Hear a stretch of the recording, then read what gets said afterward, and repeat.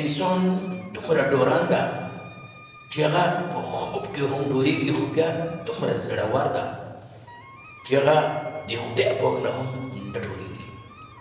زموږ شیرینه وکړه، یو ماشوم روپۍ په لاس په بازار کې دوکان په دوکان باندې ګرځي، و دوکاندار له یې چې ماله الله راکړه په دې روپۍ باندې.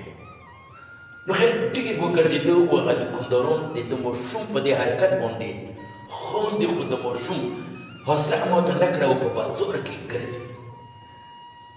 یو دوکاندار له ویره هغه هغه دوکاندار له یې چې دغه انا واخله و ماله الله راکړه. نو هغه دوکاندار ورته یې چې ته به په الله باندې څه وکړې که تا له زه الله ډېر کړم. نو هغه ماشوم ورته یې چې د مور د ډېرو ورځو نه په هسپتال کې پرته ده او ډاکټران یې چې دا به صرف یو الله جوړوي شي، بل څوک یې نشي جوړوی. نو ماله اوس د الله په تلاش کې یم، د الله ضرورت ده. ویلي چې د ما ټول کائنات د ما هغه وکې مور ده چې دا جوړه شي. نو خیر هغه دوکاندار یو ګیلاس اوبه راواغستې و یوه ګولۍ یې راواغسته و هغه ماشوم له یې ویل کړه چې ځه دا د هغې مور له ویل کړه. نو کله چې هغه ماشوم هغه اوبه و هغه ګولۍ یوړه و مور له یې ویل کړه، نو مور یې راپورته شوه. اکرام ټول حیران شو، خو ګلالورو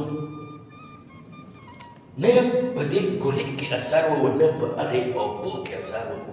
هغه ماشوم مندر څه پېژني و جماعت څه پېژني، کافر څه پېژني و مسلمان څه پېژني و الله څه پېژني چې الله.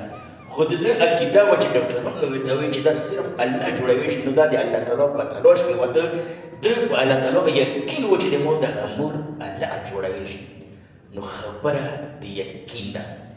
نو ګلالونو چې څه مو په قسمت کې وي هم هغه به تاسو له ملویږي. په الله یقین وساتو، خپل ځان وساتو. ډېره ډېره خوشحاله شوم.